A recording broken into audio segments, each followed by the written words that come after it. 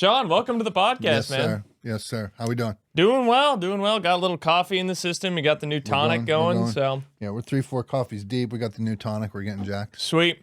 I was nerding out a little bit. I'm a little bit of a word nerd. Okay. And so before this, I was looking up the etymology of redemption. Okay. And it comes from like the Latin, basically to buy, but to rebuy, like buy again. So that was what I wanted to kind of start off the podcast of like, what is redemption? And then like, what is this idea of like, kind of like piecing it together, this idea of like buying back or kind of like a second chance almost. All right. Buying back. That's an interesting way to think of it. Redemption for me was just kind of redefining my story. Mm-hmm. In the kind of world of substance abuse that I come from, lost my way, heroin addict for a long time, kicked out of the military, you name it. A lot of people's goals, especially when you're hard drugs, alcoholic, or anything, is just like get sober, right? And this is a very deep question. I like it. I think it's you turn it internal, it means something different to everybody else. But the goal for me was never to get sober. Like once I got sober, I had a chip on my shoulder. Mm-hmm. I had something to prove to myself, my family, the world. That was probably only in my own head, right? Mm-hmm. And so I got involved in running. I got back in touch with the competitive side of my life, and you know what I mean. That started burning a fuel and a fire in me that it reignited it for me. Yeah. And so I think doing all that and then understanding and coming into a world where I didn't know existed, where I could use that to help other people. That to me was redemption, because my family, I was my family's biggest kept secret for many, many years. Random people ask, "Hey, how's Shawn doing? How's Shawn doing?" All they knew is I was in the military. Mm-hmm. They knew I was good at sports when I was young, like all these things. That's all they knew. Here I'm fucking running around on the street, sticking needles in every portion of my body. What is my family going to say? Mm-hmm. Now, being able to use that experience, go out here and try to help that with other people and do it on a growing scale to help more and more people. It's redefined the definition of everything that happened to us to them. So now what we were most ashamed of has now become one of the most proud points of my life. Yeah. That to me is redemption. Yeah, it's kind of repurposing it. I think, because you said changing the story. So like the story was this negative background, a lot of baggage, shame, and then it kind of got flipped on its head. Can you dive more into like what was that story beforehand? Like what was it beforehand? You said you were like just trying to get sober. Like what was Shawn's kind of perception of things beforehand, and then how did that ended up get flipped on its head later?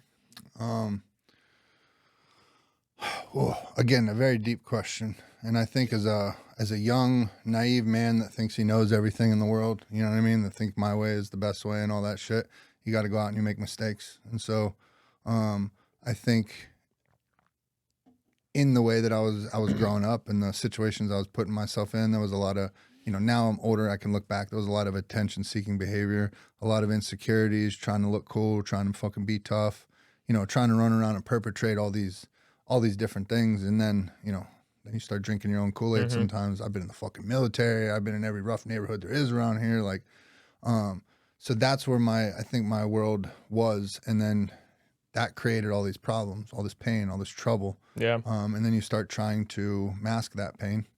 You know what I mean? All of a sudden you put a substance in you got to keep that face, that kind of, I don't know if mask is the right term, but you got to keep that persona. A mask is a very good way, because it's a mask.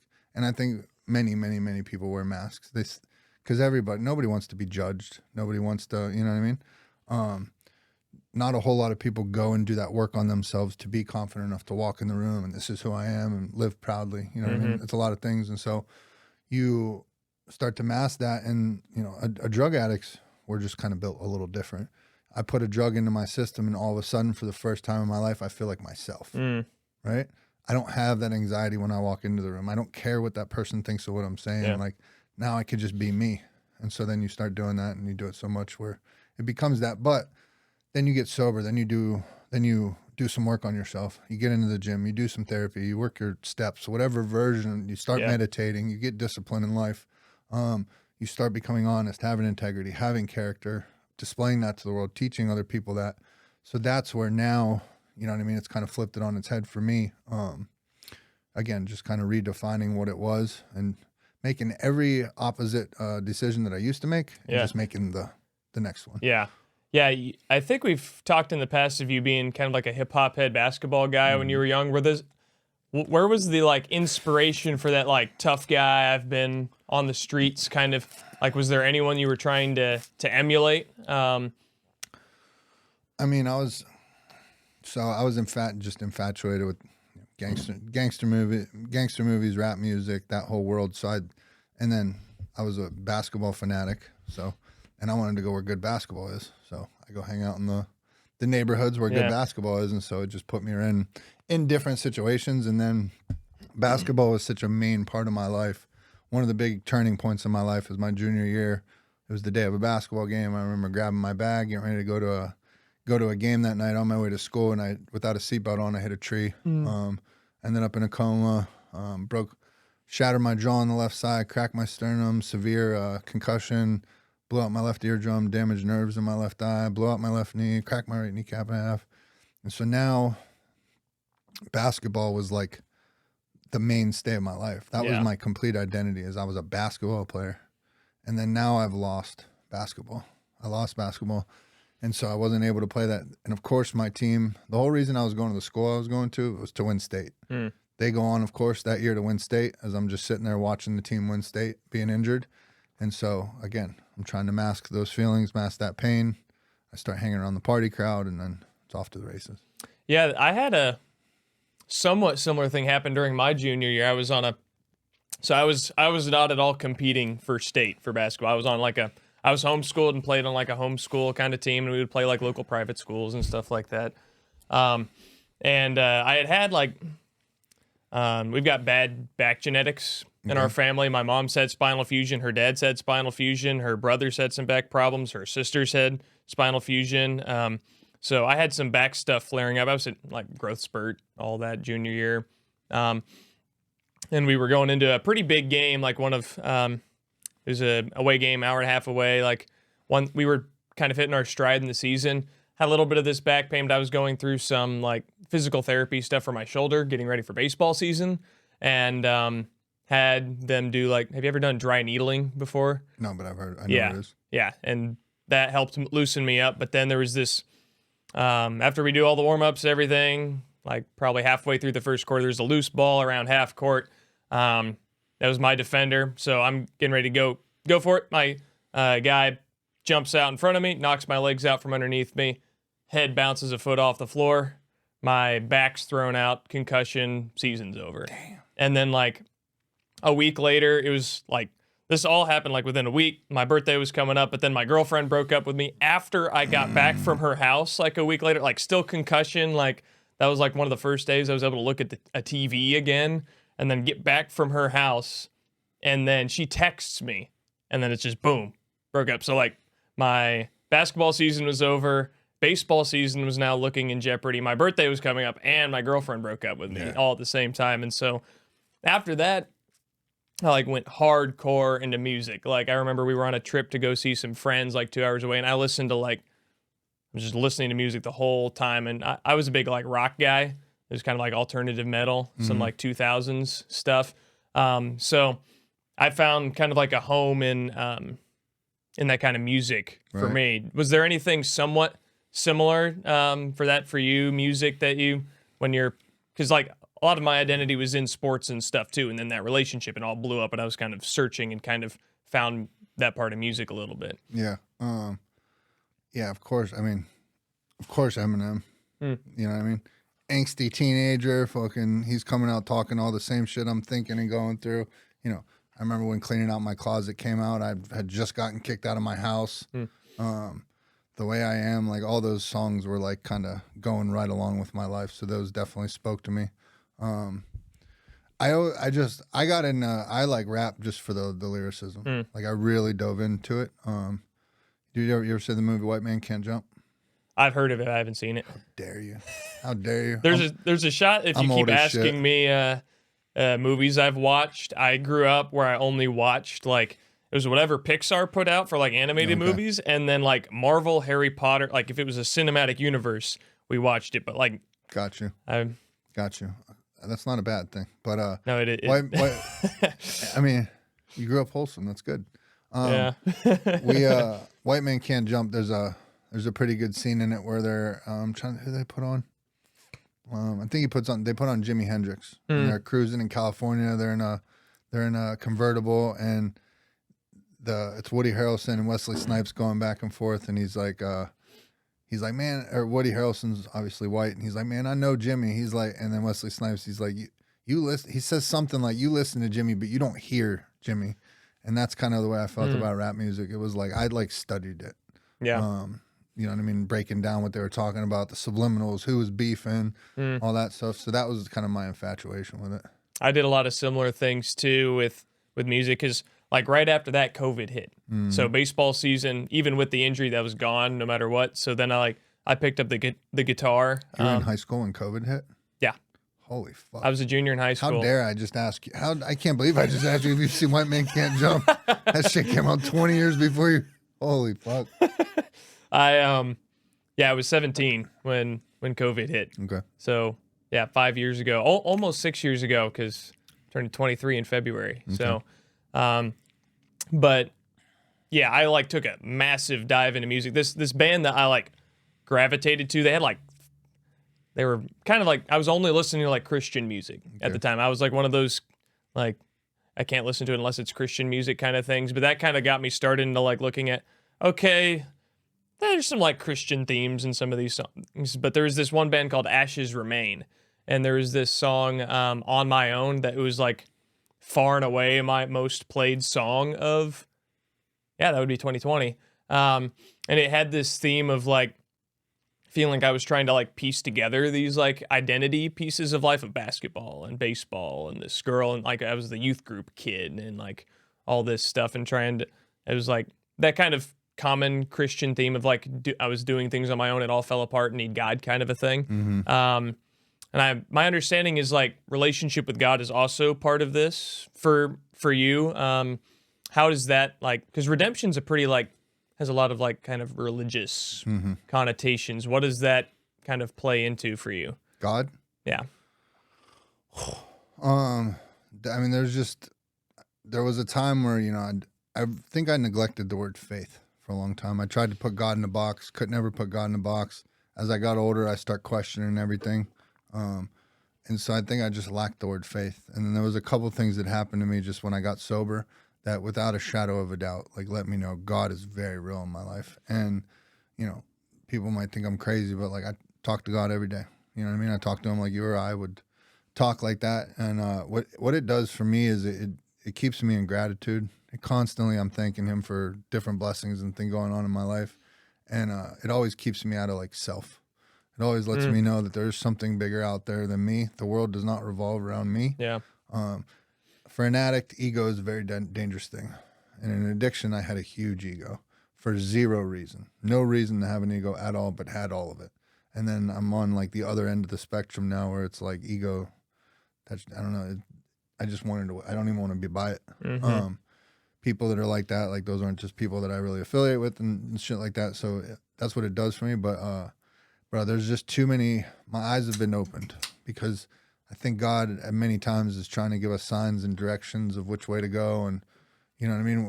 What areas we can go in our life. But if you don't have faith, and you just, you know, don't believe or anything like that, your eyes aren't open to catch those signs and signals and people. And I hear shit in songs. I hear shit in stuff in conversations, the apps that I listen to, like for prayer. I get signs of it through it all the time. And I don't know, man. It's got me. It's got me this far, and for the first time in my life, I feel aligned with what God wants me to be doing. I have a clear direction, a clear mission. And it's the only time I've had that clarity in my life.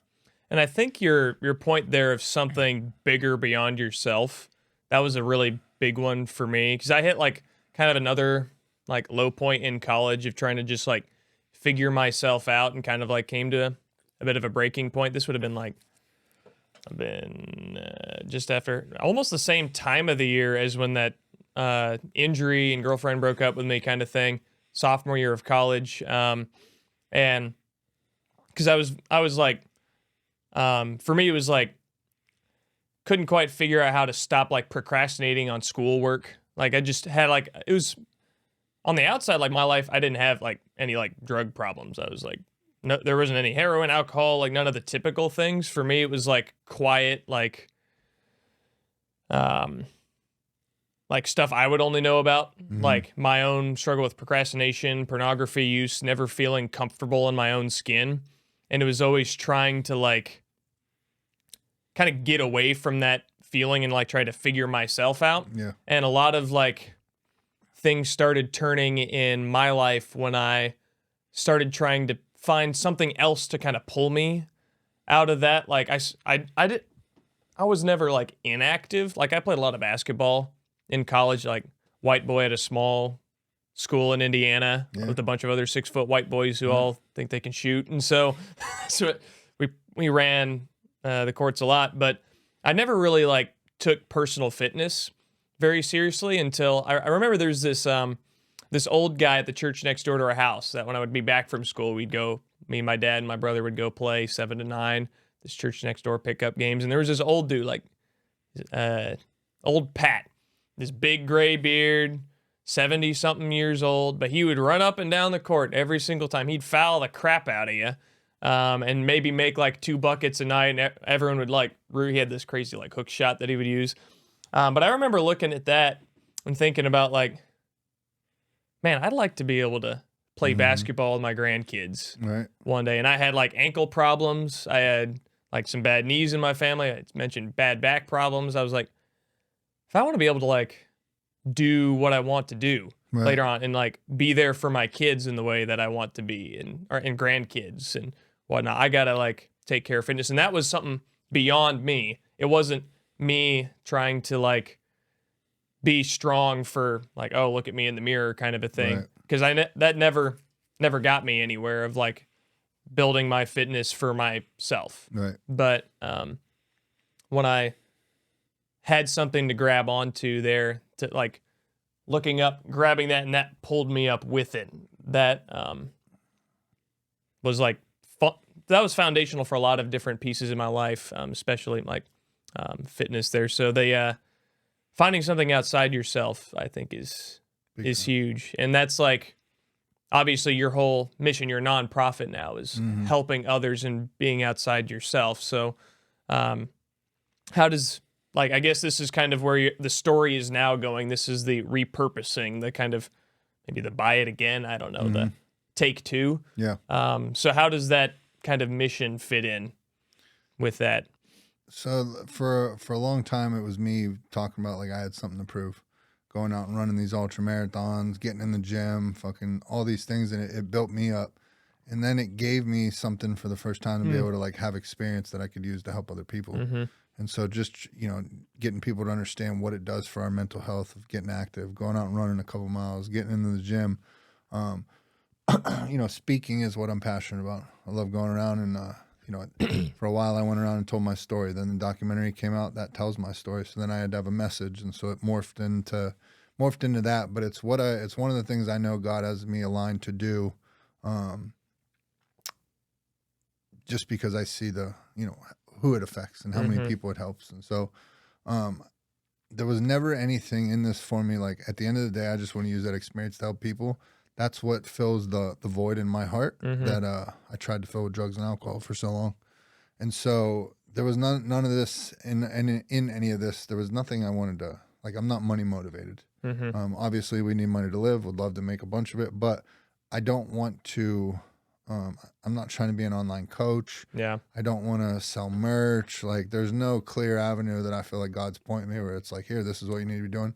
The mission needs to stay helping people. And the best way I could do that is introduce them to the things that made such a big difference in my life.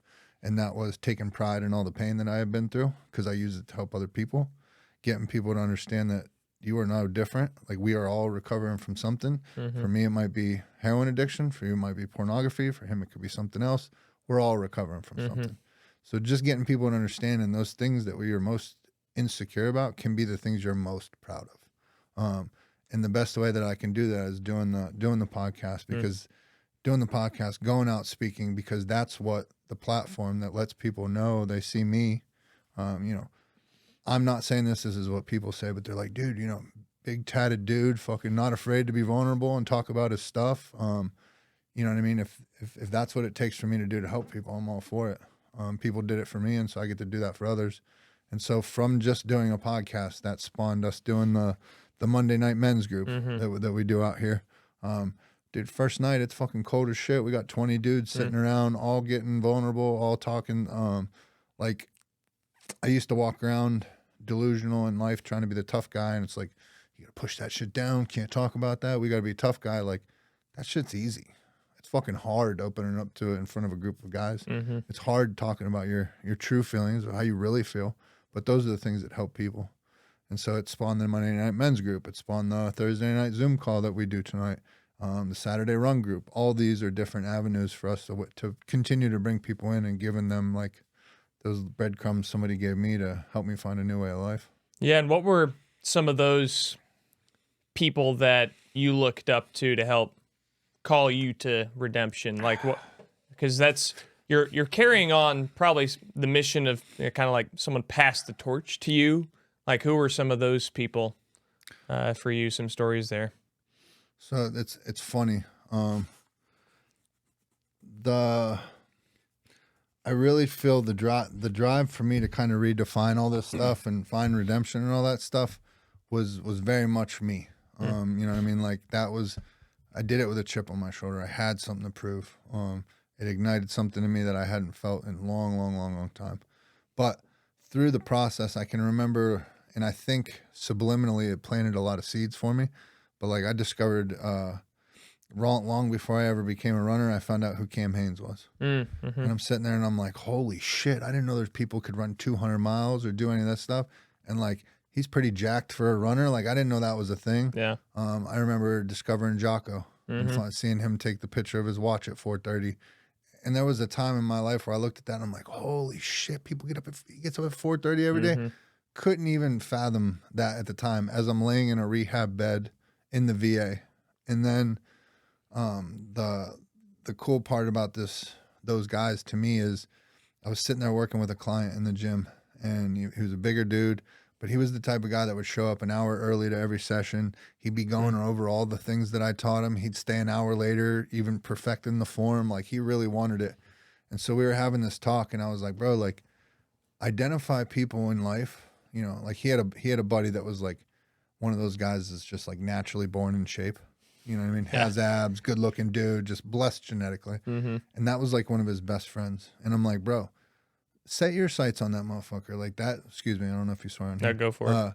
Set your sights on him. Like, you guys don't got to know you're in competition, but like, let that fuel you. You're like, oh, I'm going to do this. Cause I identified people in the running world that I was like, I'm going to be faster than him. And I chased them every time I ran because I knew that's what I had to do to get better. And so as I'm telling him this story, and I was like, bro, I used to look at people like Cam Hanes and Jocko. And as I'm telling him this, I realized I was like, damn, like, you know, I'm much smaller than I was at the time this was happening. I was fully in the gym, but I was like, you know, I've done ultra marathons, and, you know, Cam Hanes is jacked, but, you know, I mean, I don't know, like, I'm doing pretty good. And then, dude, I get up at 2 a.m. every day. 4:30 is sleeping into me now. And so it was like, damn, like, I didn't even realize that those guys that I had set the bar at that I didn't think was even humanly attainable, I've now in a lot of ways surpassed. I'm not saying I'm past Jocko. You get what I'm saying? Yeah. Where it's like, now I got to, you know, raise the bar. But I'd say those two guys were two big ones that, you know, did that. Earlier in life, it was like, you know who Jason Williams is? I'm not sure. White Chocolate? I know of him. Yeah. If you need to do your research, bro, you're missing out. 90s basketball. Yeah, bro. He's a White Chocolate. He was like the first dude with the handles. He did the behind the back elbow pass in the rookie sophomore All-Star game. But watch his highlight reel. But like, all right. I was obsessed with him, and different athletes growing up. Those were like my people. I'll get to that over winter break because both my younger brothers play basketball, and I get to see them for the next couple of weeks in Indiana. So we'll get some White Chocolate up. Two people you should look up: Mike Allstott. I know Mike Allstott, the fullback. Yeah, watch Mike Allstott highlights and Jason Williams highlights. You can watch them all day. Yeah.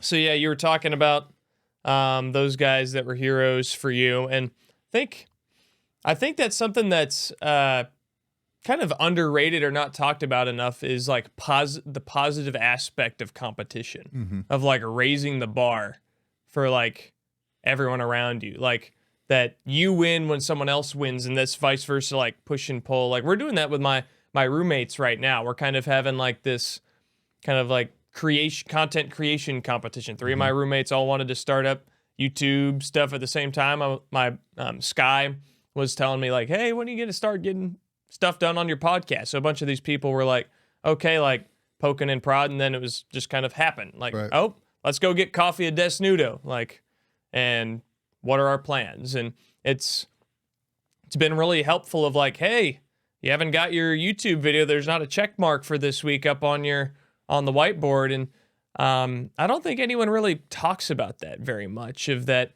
positive accountability, that kind of healthy competition. Whether it's someone in your like roommate situation or someone like that, and kind of like idol to almost, not idol, but like, yeah, someone to aspire to be like. Right. Bro, when I was, so I've been sober a little bit over 8 years now. And last year, January, I was going through a pretty bad mental health dip. Just got super depressed. You know, the time changed, all that stuff. But I was, dude, down in the dumps. And I'm not usually like that at all. And I can, damn, where was I going with this? I just blanked out. Oh, I had come from this ultra running world. I'm running these races and being around this community of people where like, that's what we did. Multiple times a week, I'm out on the trail. Weekends, we're doing long runs. We're traveling. We're doing this. I'm constantly doing races. Bro, I was fucking great mentally, like all that stuff around the best people. And you're competitive, but you're around your people. Like, Yeah. And in the trail running world, it's so positive. Like you pass somebody, they're like, great job. Like everybody's cheering each other on. It's a very, very good, welcoming community. And so I had started working in the, I got more into the gym, got a little bit away from the running, and then started working within the kind of in the treatment world, recovery, drug and alcohol recovery world, treatment centers and all that.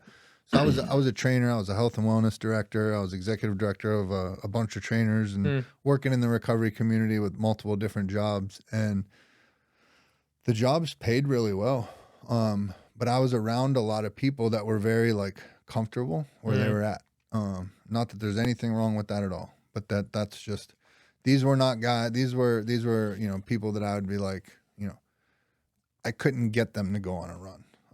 It was kind of pulling teeth like, hey guys, you guys want to go to the gym? And, and then we go, and it would be like more of a social hour than it was like a fucking grind. Let's go get it. And, I wasn't really associating that with anything. That was just, I was making really good money. Everything was cool. And so I go through this big mental health dip, and I look around and I was like, all right, a very profound thought happened to me as I was driving down the road one day. It was the first time in 8 years that I was like, man, I could get high over this. But then in the same thought, I was like, man, I'd probably rather just end my life than ever go back to that. Yeah. And then I got really comfortable thinking that. And I'm not normally, I've never been I'm going to kill myself type person, never really had those thoughts. And so it was very alarming to me. And I was like, all right, I've been here before. What got me right in the first place? I need to get back to going to run groups. I need to be around that community. I need to sign up for some races. And so there just happened to be a Spartan race that weekend. And so I signed up for the Spartan race. I went to a run group each day that week. And then middle of the week, a buddy of mine out of nowhere hits me up. He's like, hey, do you want to come out to this ranch and hit a workout? And I'm like, yeah, dude, bet, let's go. And so I go out there, and I'm sitting there talking to this guy I just met. And after talking to him for literally like 5 minutes, I was like, hey, bro, I'm running a Spartan race this weekend. Do you want to run it? And he's like, fuck yeah. Bro, and this charge came through my whole body and was like, this is what I've been missing.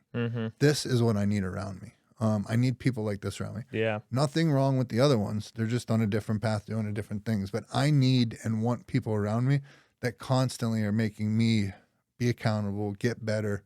If I'm going and lifting by myself, there's those days where I'm walking in and I'm just like, not really feeling it today. I'll go in there, go through the movements. If you're working out with people that are ready to get after it, there is no, you show up ready. They're expecting that out of you, and you're expecting that out.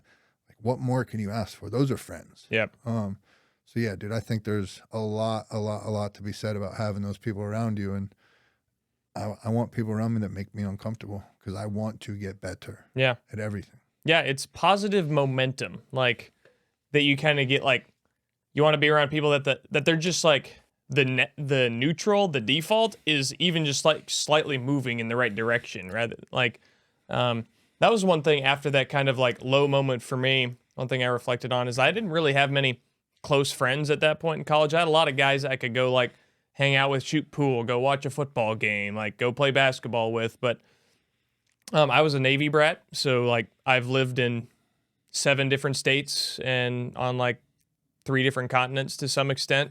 And so I never had like super consistent people and friends in my life. And around that same time, I started being more intentional with keeping up with some of my friends. Cause like, and even to this day, like for the last like 2.5 years since then, almost none of my best friends have been in my immediate vicinity. But it was just taking that time of like, technology tends to get a bad rap these days, but technology is the only reason I've been able to like keep up with these guys. There's this app called Marco Polo. Yeah, no. Yeah, where you send like videos back. Yep, you send videos back and forth. I've told people it's like FaceTime voicemail. You like send a 10-minute message, and those were like I've spent summer in Montana and a summer in Florida away from all my friends. After my junior year and after my senior year of college, like didn't have any friends around, but it was that 10-minute Marco Polo that I would send, and then I'd get a message back 2 days later that hearing their updates, where they're going in life, that they got their workout in, they just started dating this new girl, or like some new thing happened with work. It was just this, even though I wasn't around any of them, there was still this sense of positive momentum that we were all going in the right direction. Because there's a lot of like, it's one thing I think a lot about, and what has kind of like inspired me to try to do this, is there's a lot of doomsday around like Gen Z and the young people, and like there is some pretty bad news. Like people have fewer friends. I was one of those guys. Had fewer friends. Watching more porn. I was one of those guys. Less active. I was one of those guys. And but then at the same time, like at the kind of macro level, there's this bad news. But every day I got to see the good stuff that's happening. Yeah. That there are these guys that, like, I was in 4 weddings in the past year and a half. The whole thing is Gen Z's not getting laid, and they're not getting married. They're not having relationships. But I was in 4 weddings in the past year and a half. And they're all talking about like, yeah, a couple of them just hit their 1st year anniversary with their wife. And just one of them was my first friend from back home to visit me here in Austin.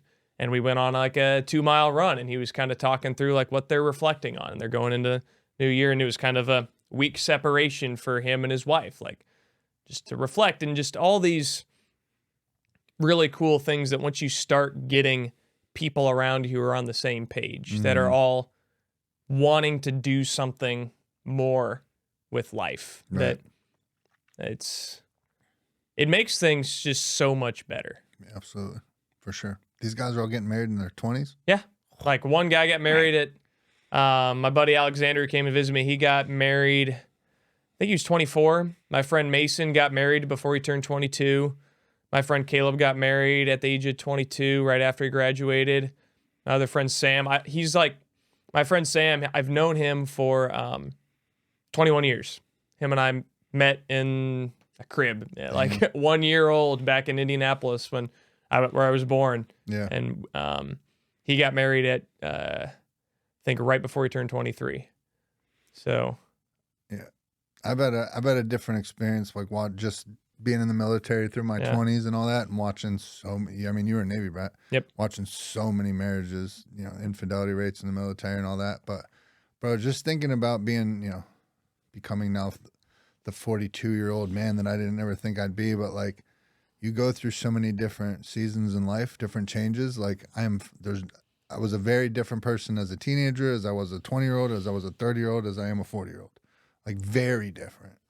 So you fall in someone love in your 20s, that's not going to be the same person in another 10 years. So 20s is early to get married. It would have been. It would have been for me. Not saying that. Good luck to them all. Hope the best. Yeah, it's interesting to like talk with them as I'm like, because I moved to Austin single. And that was like, in Indiana, there's 3 colleges that everyone goes to, Notre Dame, IU, and Purdue, and then they all leave. Yeah. There's no one unless you're at grad school, like no one between the age of like 23 and 35 in the state. Really? A little bit of an exaggeration, but like unless you're in Indianapolis, but those people are just in like finance. Then they probably come back to settle down with their kids and all that. Yep. Yep.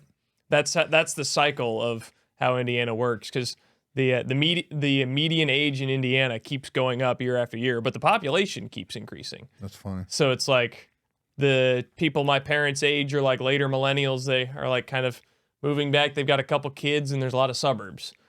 So that's one thing like I've talked about with some of my friends. Like there's the trade-offs with getting into a long-term relationship young, of like you get to build a life with somebody and you get to experience the like pros and cons of that. You both don't know really know what you want to do and you're kind of figuring that out together. Right. And then there's like, okay, maybe like I don't know exactly what I want right now, whether it's in a relationship or with work. I'm just kind of like trying things. And there's like a lot of cool stuff you get to do with trying things. And it's one of the interesting things that I think about with Gen Z is that there isn't a whole lot of like just trying things in general. Like there's a lot of, I don't know what to do. Because partially there's like, you could almost do anything now. Like you can go to school for a million different things. You can move to every state. You can move to a different country. And I'm talking to one of my friends right now about this. He's been working in construction for a year. He got his degree. He went to school for kinesiology for a couple of years. He's like, I don't think I like that. Do construction management. I'll go work in construction. He's done it for a year. He's like, this fucking sucks. I'm tired of waking up at 4:30 a.m. and freezing my butt off in the Boston cold. I want something new. Yeah. But now it's like, what do you do? Right. Do I go back to school for something? It's like, okay, then which of the 20 things that I could maybe be interested in doing? Right. Which one do I go do? Or do I become a firefighter? Do I start a business? All this stuff. And it's so interesting to think about. It's like the cliche of the paralysis of analysis kind of thing. Yeah. Dude, one of the most profound things that's happened to me these past couple of years, and I got a couple questions for you. I know you probably want to wrap up.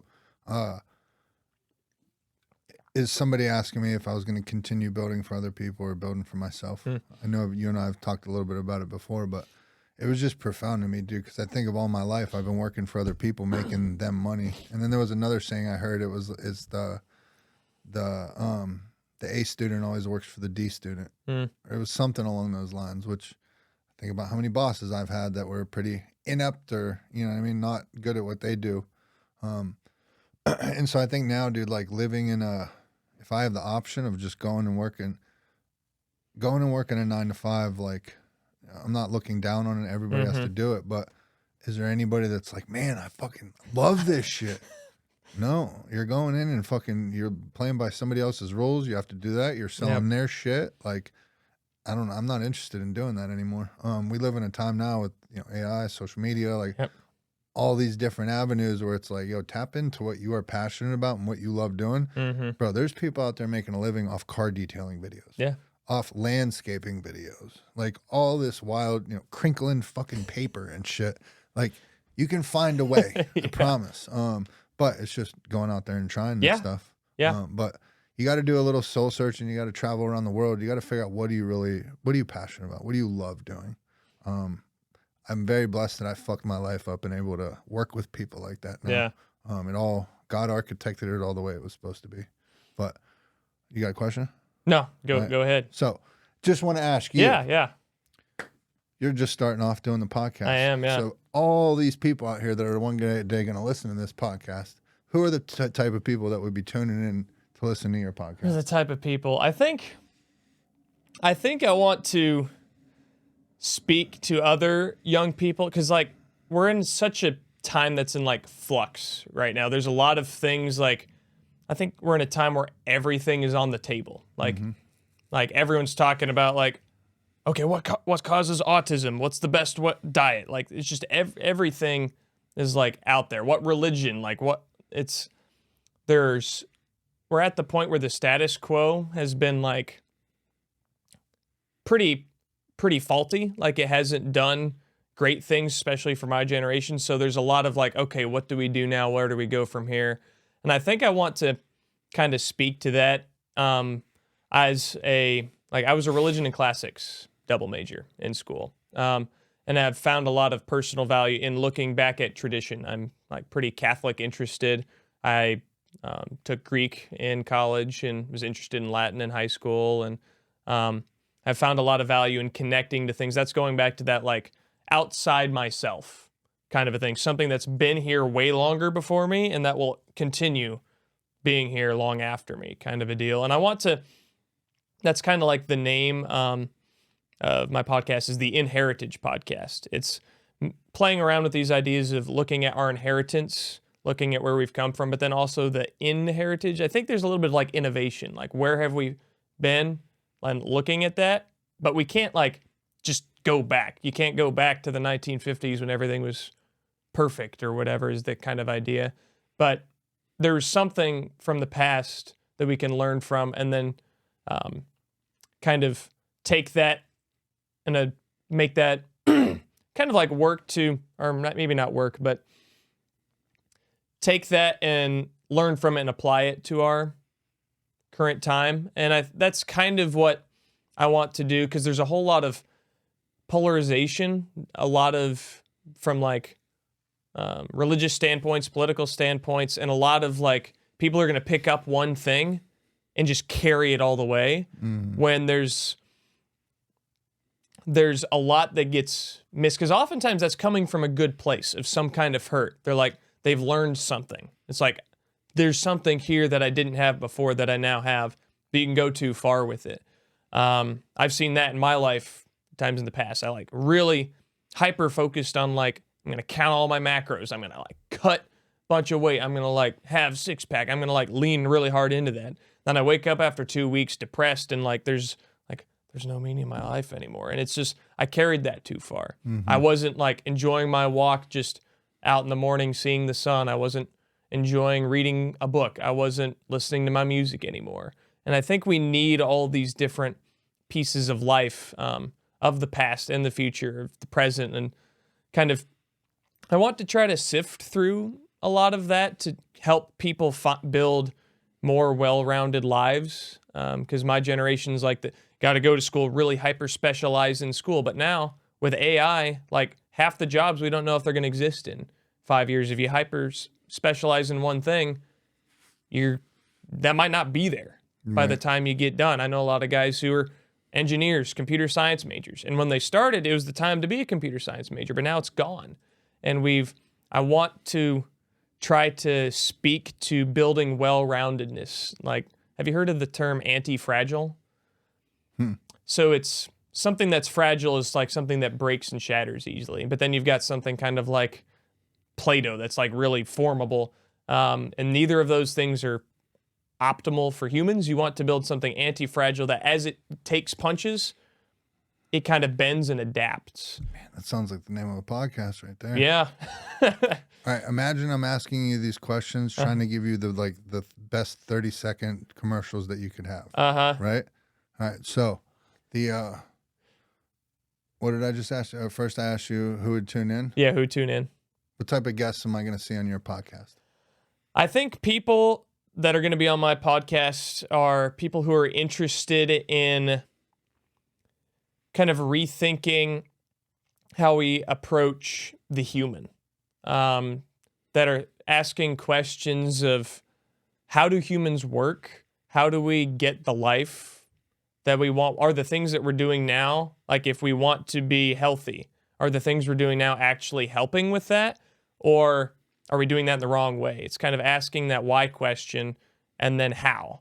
That I think the way we perceive how humans work, like that was part of my problem with pornography and procrastination. I didn't know how it worked. I didn't know how to like actually become the person I wanted to be. I didn't even know who I wanted to be, first off. But I think understanding who humans are, how they tick, that's what I'm interested in. And I'll be bringing on people who have some interesting stuff to say about how people work from like philosophy, life standpoint, music. I'm really interested in like the arts music, film, books, stories, fiction, because I found a lot of inspiration. That's why I like asked you about music or characters or like role models you've had, because I think we need those things because those show us who we kind of want to be. Like what's that person that we want to be, and that's I want to try to give a kind of learn who I want to be, and then also like have other people maybe see me and see some aspects of, okay, maybe I want to be like that. That person has something to offer. Or maybe there's this nugget here, I want to be like that. And kind of pushing towards that like well-roundedness. As a podcaster now, what's important to you? Being a podcaster, like what do you take pride in? What's your goal of being a podcaster? What's my goal of being a podcaster? I think to take, like there's a lot of insights like is like I think a kind of like podcasty term, like trying to get nuggets and insights, these kind of like universal truths, so to speak. I want to make those things personal, because like we can't connect. Like you could give off like a fact, but unless that fact is tied to a story about you, it doesn't like. There's just this kind of, it doesn't quite fit. That we need the personal thing to connect with. It's like making the general particular, the general personal, the universal like individual kind of a thing. That's what I want to do, because podcasts did a lot for me. Like I'd listen to Joe Rogan just hang out with another guy, and I got to see, they were two people, and we don't like see people interacting as people very often. Everything's been like Curated. Doctored, curated, and it's so easy to caricature people. Like half the people that are arguing on the internet about politics have only seen 30-second clips taken out of context of somebody. It's like I've seen podcasts of people that I thought I disagreed with from a political standpoint. Then they go and talk for 3 hours. I'm like, oh, there's just another dude. He's got 4 kids. He's ran a business. It's like he might think some different things than I do, but he's a person. Right. And this makes people, and we learn and learn from and enjoy people.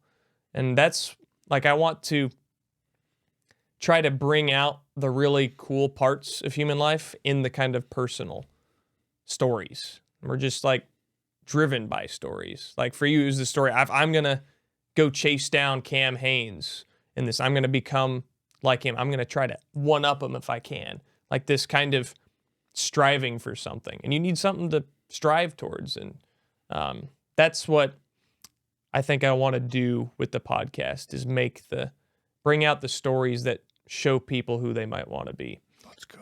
Love it. Love it, dude. Good Yes, shit. sir. Good shit. Well, if I can ever help you in any way, shape, or form, you let me know.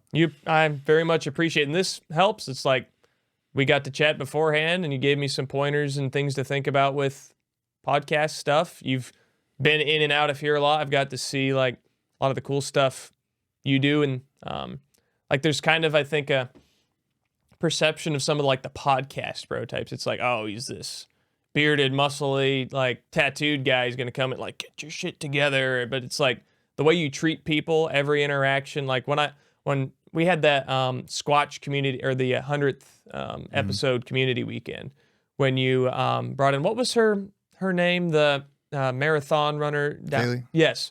Yeah. When you told everyone after she had left and she was getting ready or something, like, all the funds from this thing, we're gonna bring that to her.